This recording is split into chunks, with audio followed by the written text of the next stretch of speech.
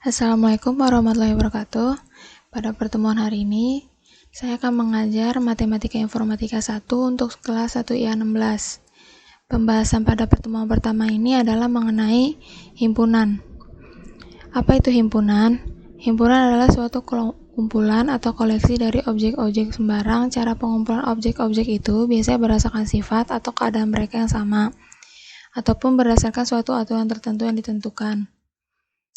Selanjutnya, bentuk penulisan himpunan itu ada dua. Yang pertama, bentuk pendaftaran, tabular form, yaitu dengan menuliskan semua elemen himpunan tersebut di dalam kurung kurawal.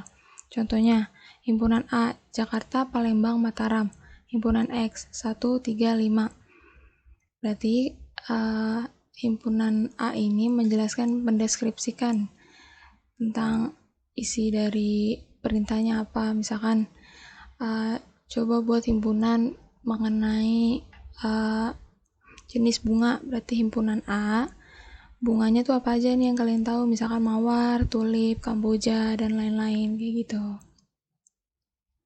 Selanjutnya ada bentuk pencirian, set builder form, yaitu dengan menuliskan sifat atau ketentuan mengenai elemen himpunan tersebut. Contoh, himpunan B, X adalah bilangan ganjil. Himpunan Z, X adalah kota di Pulau Sumatera. Kalau bedanya sama yang sebelumnya, kalau ini tuh lebih universal gitu. Ini kan bilangan ganjil bisa apa aja nih.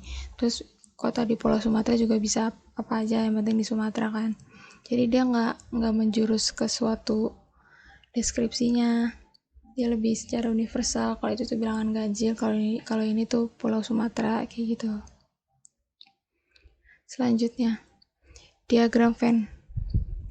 Untuk menggambarkan hubungan antara himpunan-himpunan, dapat kita gunakan diagram Venn.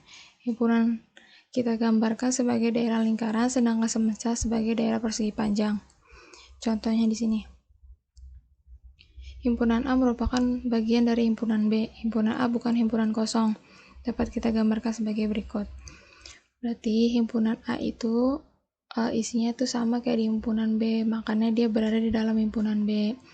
Himpunan A itu bukan himpunan kosong karena dia punya nilai, tapi nilainya itu sama kayak B. Terus himpunan B ini berada di semesta S, kayak gitu. Selanjutnya, suatu himpunan disebut hingga bila banyak anggotanya yang berbeda hingga. Kalau banyak anggotanya tak hingga disebut himpunan tak hingga. Dapat dicatat bahwa anggota-anggota yang sama dihitung sekali. Jadi misalkan di himpunan A itu ada angka 2 sama 3, di himpunan B ada 2 sama 3, berarti kalau di himpunan gabungan itu ditulisnya cuma sekali. Misalkan 1, 2, dan 3, jadi bukan 2, 3, 2, 3, kayak gitu. Terus, himpunan yang tidak mempunyai anggota disebut himpunan hampa atau kosong, dinyatakan dengan lambang sebagai berikut. Himpunan A dan B dikatakan sama, A sama dengan B bila mereka mempunyai anggota-anggota yang sama. Himpunan X dikatakan himpunan bagian subset dari himpunan Y, bila setiap anggota dari X juga merupakan anggota dari Y. Dituliskan X himpunan bagian dari Y merupakan himpunan super atau superset dari X, Y bagian dari X. Notasi gabungan digunakan juga untuk menyatakan pernyataan subset atau sama dengan. Jadi A gabungan dari B berarti A subset B, atau A sama dengan B bila A bagian dari B. Dikatakan pula A subset sebenarnya dari B.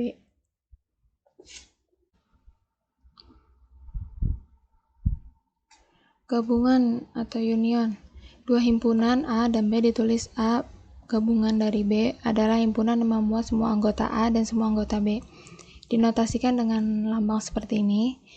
Di sini ada contohnya, himpunan A gabungan dari himpunan B, di mana X merupakan elemen dari himpunan A dan X elemen dari himpunan B. Diagram Venn itu seperti ini. Jadi, himpunan A dan himpunan B sebenarnya bisa berkaitan, tapi mereka juga bisa terpisah karena mereka punya elemennya sendiri. Kayak gitu. Selanjutnya, irisan atau intersection. Irisan adalah himpunan yang anggotanya ada di kedua himpunan tersebut, dinotasikan dengan lambang seperti ini. Contohnya A, irisan dari B, di mana X merupakan elemen himpunan A dan juga X adalah elemen himpunan B. Diagram Venn seperti ini. Berarti elemen A dan elemen B itu ada yang sama angkanya. Misalkan di A ada angka 2, di B ada angka 2, berarti mereka bisa membentuk seperti ini dengan garis di tengah, berarti menandakan bahwa di tengah ini tuh ada angka yang sama di antara kedua himpunan ini. Gitu. Di sini ada contoh soal. Tentukanlah P, yang kedua tentukanlah Q, yang C tentukanlah P irisan dari Q. Di sini kita bisa lihat P itu ada apa aja sih? Ada A, B, C, J, K, L kan. Terus kalau Q itu ada apa aja sih?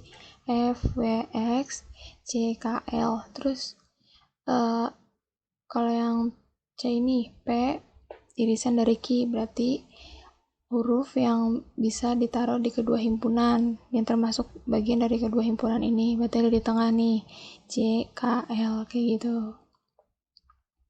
Selanjutnya,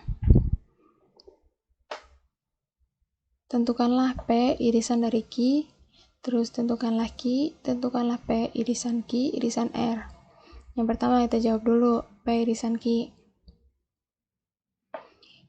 Angka di mana dia bisa ditaruh di himpunan P dan di himpunan Q. Kita bisa lihat dari garisnya nih. P dan Q, garisnya itu ada di sini nih, ketemunya. Berarti angka yang P irisan Q itu adalah angka 7 dan 9 karena dia berada di antara himpunan P dan Q. Kayak gitu, benar kan? Terus himpunan Q, kita sebutin himpunan Q ada 5, 12, 16, 17, 7 dan 9. Kayak gitu. Yang terakhir, P irisan Q irisan R. Berarti ini harus mencari angka yang mencakup dari 3 himpunan P, himpunan Q, dan himpunan R. Angka tersebut harus bisa melewati 3 garis ini. Kita cari 7 dan 8, dia cuma melewati 2 garis, yaitu garis P dan Q. 6, dia hanya melewati garis R dan Q. Dan 19, di sini ada 3 garis, dia melewati R, P, dan Q. Berarti kita jawabannya adalah 19, kayak gitu.